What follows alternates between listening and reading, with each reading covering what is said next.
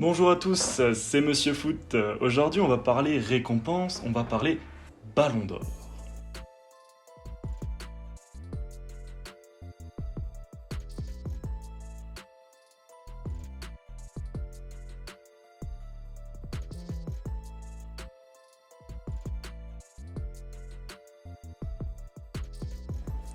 Le Ballon d'Or, c'est sans aucun doute l'une des plus grandes récompenses personnelles que peut recevoir un footballeur.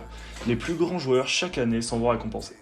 On a pu voir toutes sortes de postes différents, mais bien entendu, c'est principalement celui d'attaquant qui est représenté et qui revient le plus souvent, en fait. Ça fait maintenant plus de 10 ans que Messi et Ronaldo se battent à tour de rôle pour obtenir ce ballon d'or.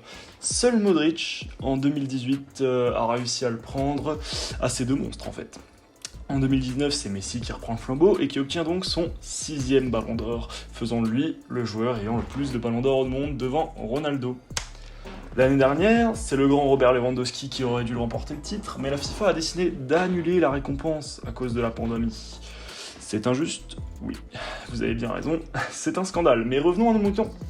Nous sommes en 2021, il y a l'Euro, il y a la Copa América et le ballon d'or approche, mais c'est toujours aussi indécis.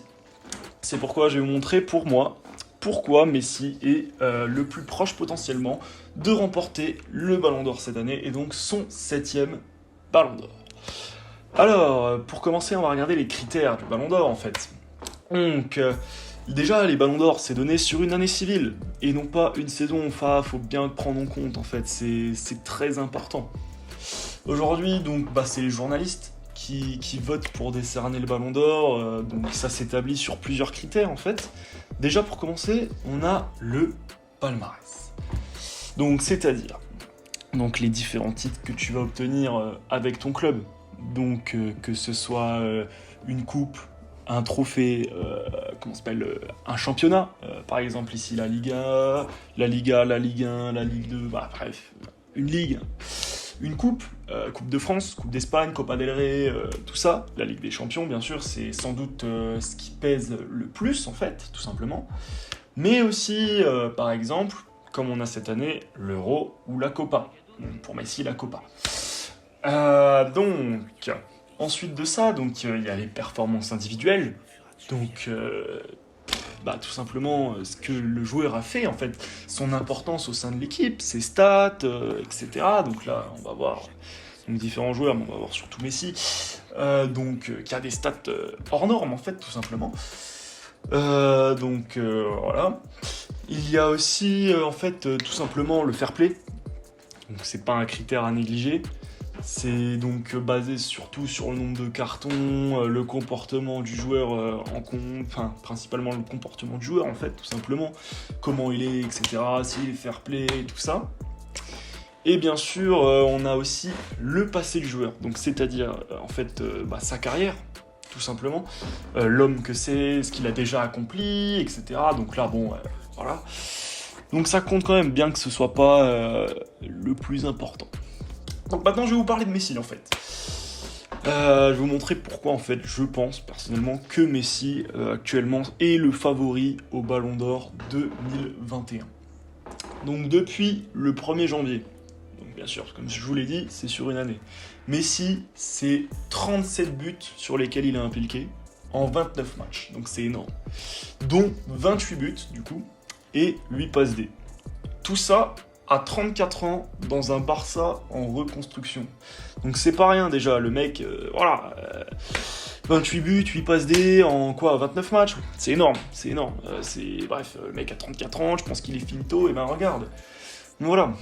Niveau stats, le monsieur est quand même bien présent, il a encore fait une année de dingue en fait. Bon, pour le fair play, on connaît Messi en fait, c'est un seul carton rouge, pas jaune, un seul carton rouge de sa carrière avec le Barça, c'est rien, c'est même pour un attaquant, c'est rien. Voilà, il est très fair play, il a toujours relevé ses adversaires, etc. Bon, c'est même pas un aspect que j'ai besoin de développer sur lui en fait, c'est classique, c'est Messi, tu le sais. Ensuite, pour sa carrière, pareil, on parle de Léo Messi, 6 ballons d'or, 2012, 92 buts. Est-ce qu'il a besoin de développer qui c'est ce mec en fait, c'est le roi, c'est le god, il est sur le monde du football. Et voilà. 7 Pichichi, donc meilleur buteur d'Espagne 7 fois. Donc sachant qu'il y a quand même eu pas mal d'années où il y avait Ronaldo, bon, ça te montre que le monsieur, hein, voilà. Mais aussi recordman du soulier d'or, 6 souliers d'or, donc 6 fois meilleur buteur d'Europe, il me semble, si je dis pas de bêtises.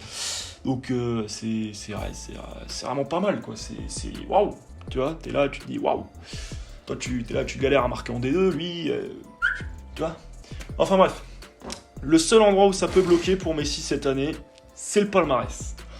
Un seul trophée pour Barcelone, et Messi donc, la Copa del Rey. Donc bon, voilà, tu vas me dire, c'est pas incroyable. Mais déjà, il a été un acteur majeur, il a inscrit un doublé incroyable face à Bilbao en finale, donc ce qui est déjà cool. Mais par contre, c'est une élimination en 8ème de Ligue des Champions pour lui, contre le PSG de Kylian Mbappé, notre Français. Bon, ça, voilà, ça fait chier, tu vois, tu te rends compte que, bon, si le mec est incroyable, stade folle, machin, palmarès, c'est compliqué, tu le vois, 8ème de LDC, c'est dur pour remporter le Ballon d'Or. Mais bon, on va voir quand même qui peut en fait le concurrencer, parce que, bon, il a des concurrents, il n'y a pas que lui qui sait jouer au foot dans le monde. Et donc, on va parler de plusieurs joueurs. Donc déjà, comme cité précédemment, Mbappé, en fait, auteur d'une très bonne saison, avec le Paris Saint-Germain en Ligue 1, etc. Donc TTC sur l'année 2021, en fait, Kylian Mbappé, c'est 34 buts. Donc, bon, un petit peu moins de Messi, mais bon.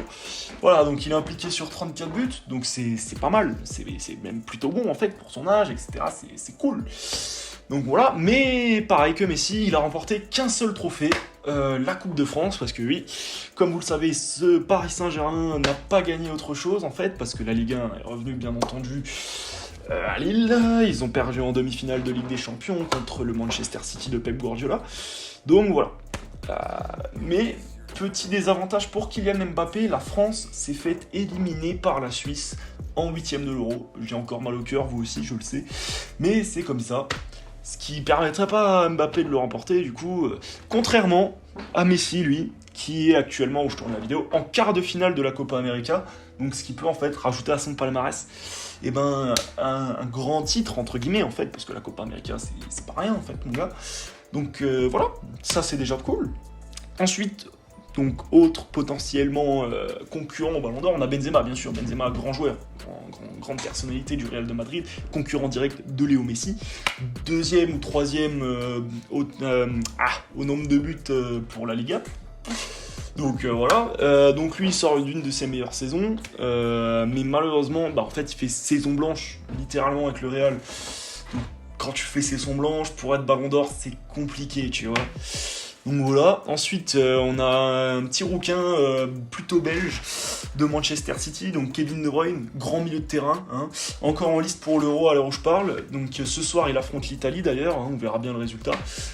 Il fait une bonne saison en fait, hein, il atteint la finale de LDC, il remporte la Première Ligue, c'est 23 matchs Kevin De Bruyne, impliqué sur 15 buts quand même, ce qui reste une très bonne stat pour un milieu offensif, c'est très bien. 8 buts, 7 passes D si je dis pas de bêtises en 2021.